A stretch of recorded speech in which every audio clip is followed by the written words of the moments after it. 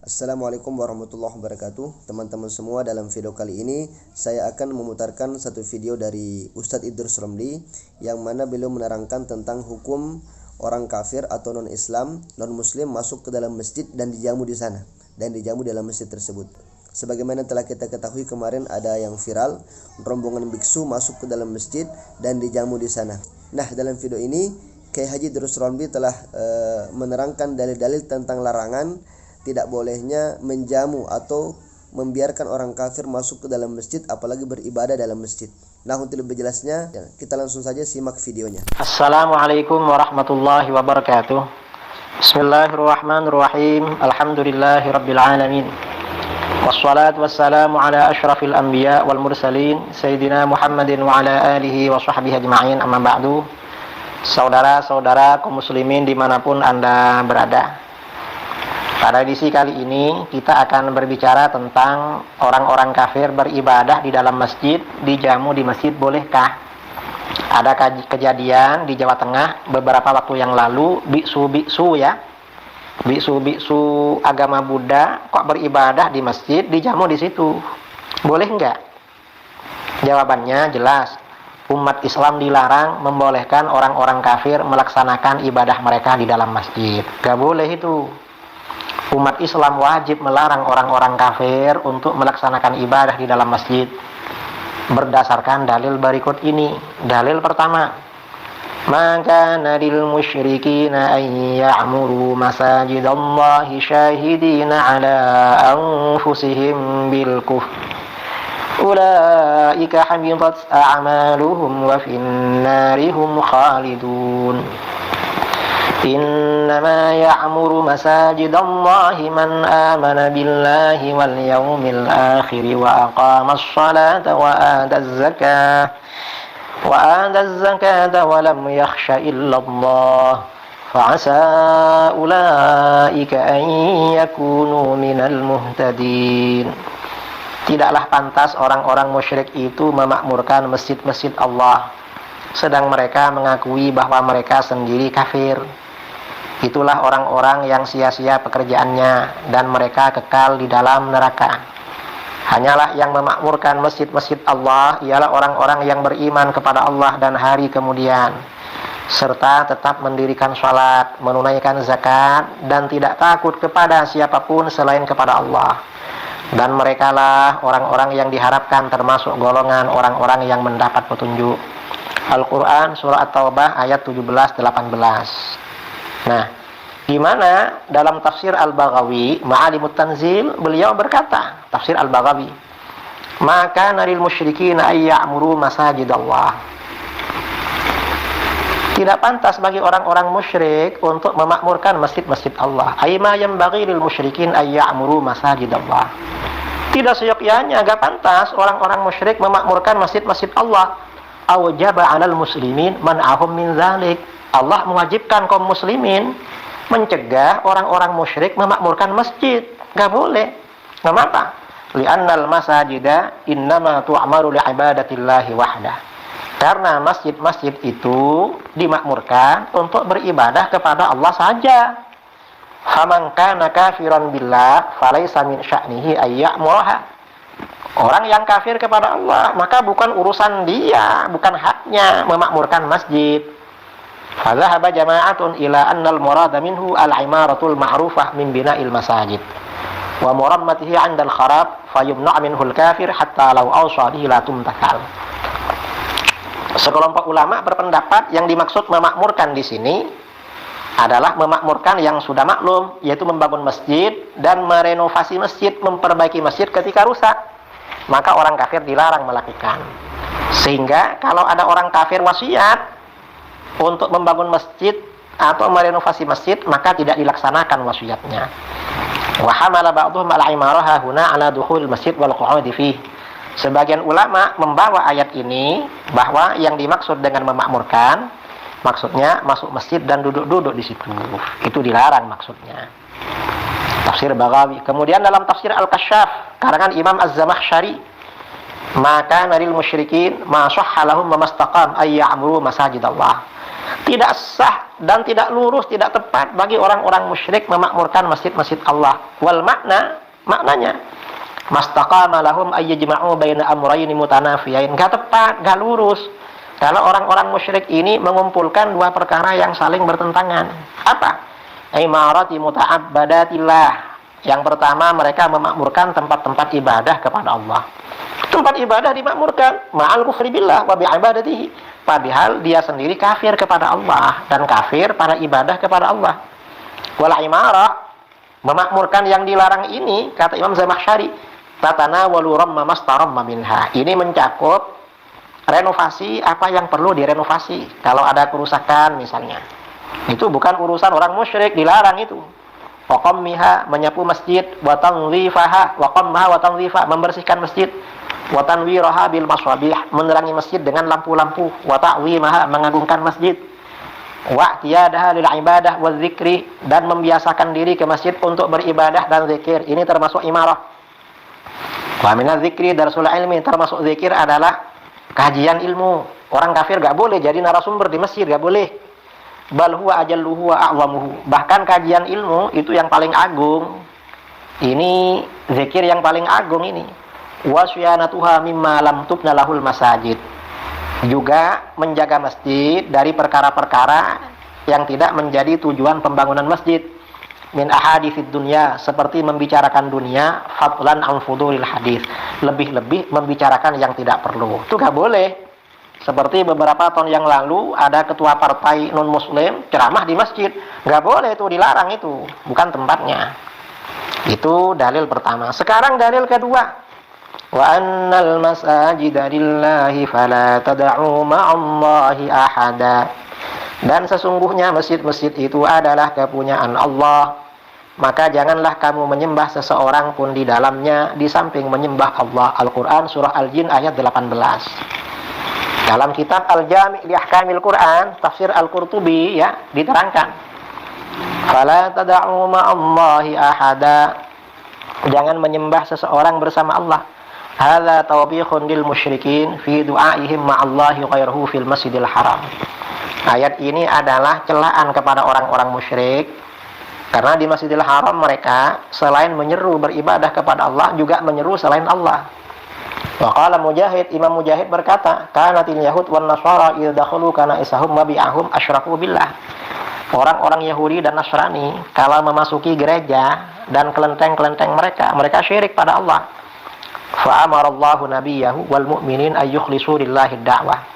Lalu Allah memerintahkan nabinya dan orang-orang beriman untuk memurnikan doa kepada Allah saja.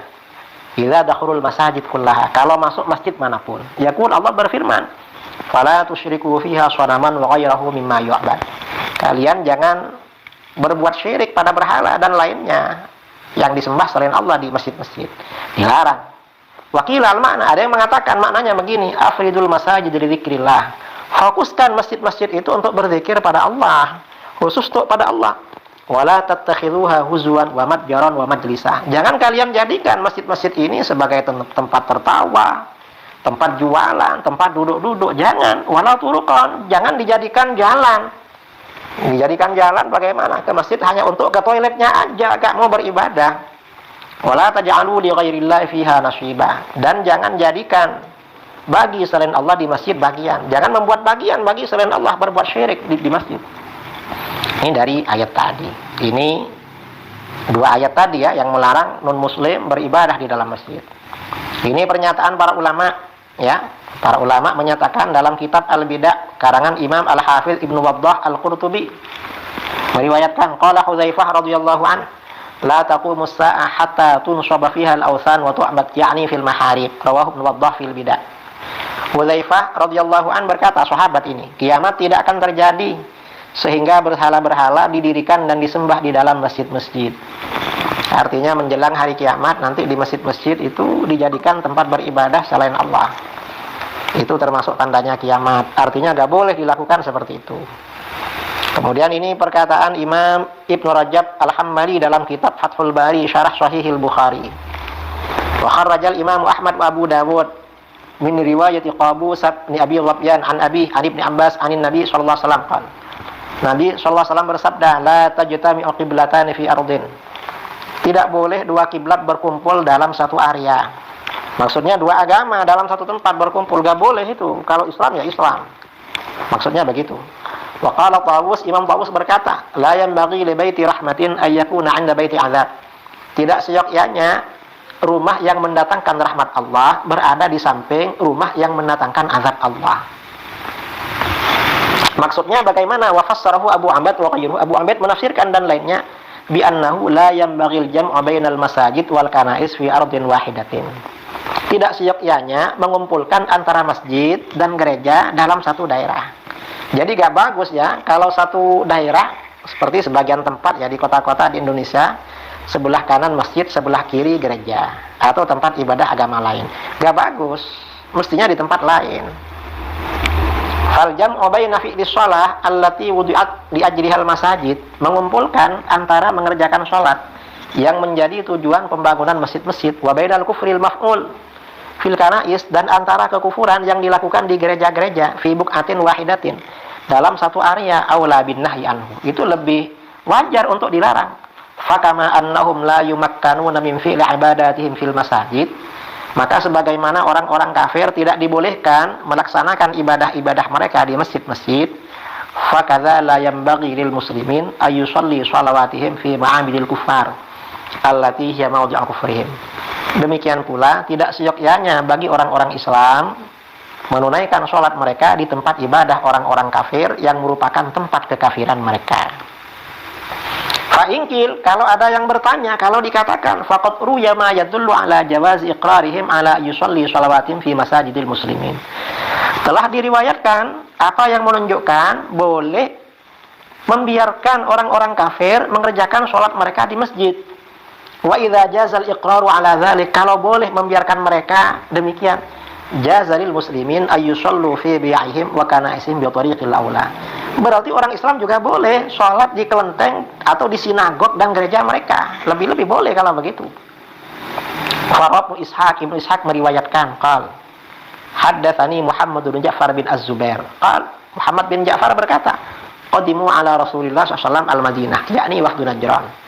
Delegasi Nasrani Najran datang kepada Nabi SAW di Madinah. Fadakhalu alaihi masjidahu hina shallal asra. Lalu mereka masuk kepada Nabi di masjidnya ketika Nabi SAW sholat asar. Alaihim thiyabul habirat junabun wa ardiyah. Qal yaqulu ba'du man ra'ahum min ashabi Rasulullah SAW.